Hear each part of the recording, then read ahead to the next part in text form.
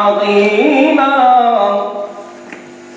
كانت على السماوات والأرض والجبال فأبين أن يحملن والمشركين والمشركات ويتوب الله على المؤمنين والمؤمنات وكان الله غفورا رحيما. والصلاة والسلام على خير المرسلين وعلى آله وصحبه أجمعين. حضرات السيدات والسادة،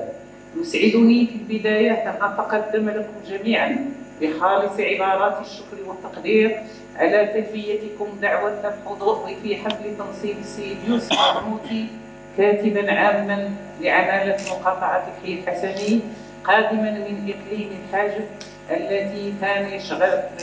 كان يشغل بها منصب باشا مدينة سبع عيون، وهو التعيين الذي يندرج في إطار الحركة الانتقالية الجزئية لرجال السلطة التي أجرتها وزارة الداخلية مؤخرا.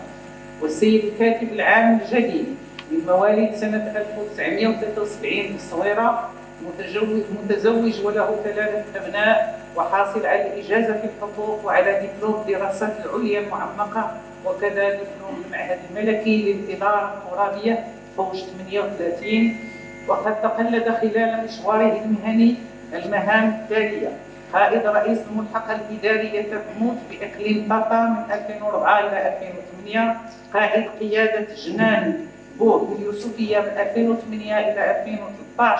قائد قيادة أدفاي بمراكش من 2013 إلى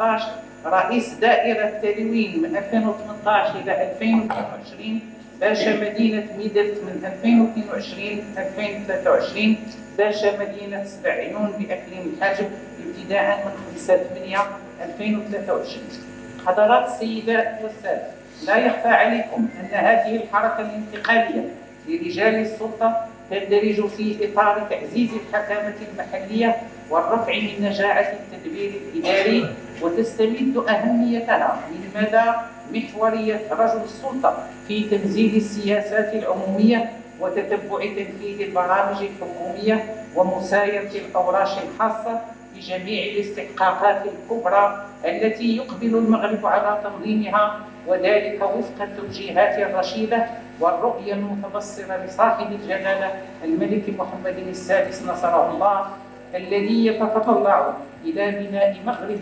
متقدم موحد ومتضامن من خلال النهوض بالتنمية الاقتصادية والبشرية الشاملة، مع الحرص على تعزيز مكانته ضمن نادي الدول الصاعدة. وبهذه المناسبة فإني أدعو الجميع إلى استحضار خطاب العرش المجيد لسنة 2025 الذي يحمل دلالات سياسية واستراتيجية عميقة ومتعددة الأبعاد، ذلك أن مضامين هذا الخطاب السامي لم تأتي للتأكيد على المنجزات والمكتسبات فقط، بل هو دعوة واضحة وصريحة وحازمة لاستكمال المشروع الطموح للدولة الاجتماعية وترسيخ مبادئ العدالة المجالية على أرض الواقع، وتثبيت موقع ومكانة المغرب كقوة إقليمية فاعلة ومستقلة القرار.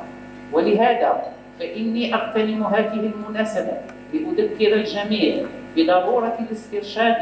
والاستنارة للتوجيهات والتعليمات المولوية السامية التي تضمنها خطاب العرش، الذي جاء محملا برؤية عميقة وتشخيص دقيق لتحولات المغرب وتحدياتها الراهنة والمستقبلية، واضعا المواطن في صلب السياسات العمومية ومؤسسا لعقد اجتماعي جديد عنوانه العدالة المجالية والكرامة الإنسانية والتنمية المستدامة. فقد قال جلالته نصره الله وأيده في خطاب العرش بكل وضوح ولا لبس فيه: تعرف جيدا أنني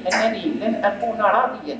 مهما بلغ مستوى التنمية الاقتصادية والبنيات التحتية إذا لم تساهم بشكل ملموس في تحسين ظروف عيش المواطنين من كل الفئات الاجتماعية وفي جميع المناطق والجهات. لذا ما فتئنا نولي أهمية خاصة للنهوض بالتنمية البشرية وتعميم الحماية الاجتماعية وتقديم الدعم المباشر للأسر التي تستحقه. انتهى منطوق كلام صاحب الجلالة. واسترشادا بهذه التوجيهات فإني أذكر السادة رجال السلطة على اختلاف درجاتهم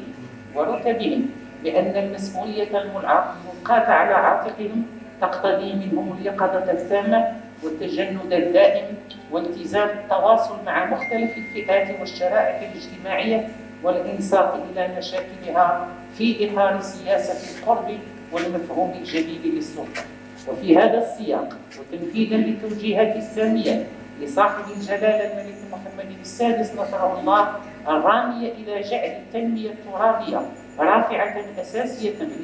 لتقليص الفوارق الاجتماعية وتعزيز العدالة المجالية ومساهمة من مصالح هذه العمالة في إعداد الجيل الجديد من برامج التنمية الترابية المندمجة، فقد بادرت إلى تنظيم سلسلة من اللقاءات التشاورية وبرمجة العديد من الورشات الموضوعاتية بهدف الإنصات لمختلف الفاعلين من سلطات محلية ومنتخبين وإدارات ومجتمع مدني، وذلك حتى يتسنى الاستجابة لحاجيات وأولويات الساكنة المحلية في مجال الولوج إلى الخدمات الاجتماعية على مستوى قطاعي التعليم والصحة وتنشيط حركة التشغيل بمختلف القطاعات وتأمين حاجية الساكنة من الموارد المائية. حضرات السيدات والسادة، إذا كان العمل الجماعي والتنسيق والتعاون بين مختلف الفعاليات المحلية أمرا ضروريا للنهوض بالتنمية الاقتصادية والاجتماعية، فإني أغتنم هذه الفرصة لأطلب من العاملين بهذه العمالة من موظفين ورؤساء أقسام ومصالح ومنتخبين ورؤساء مصالح خارجية وجمعيات المجتمع المدني أن يقدموا كامل العون والمساعدة والدعم لسيد الكاتب العام الجديد حتى يتمكن من القيام بالدور المنوط به على أكمل وجه. كما أغتنم هذه الفرصة لأنوه بالسيد عبد القادر المطروي الكاتب العام السابق لهذه العمالة الذي أحيل على التقاعد بعد مسيرة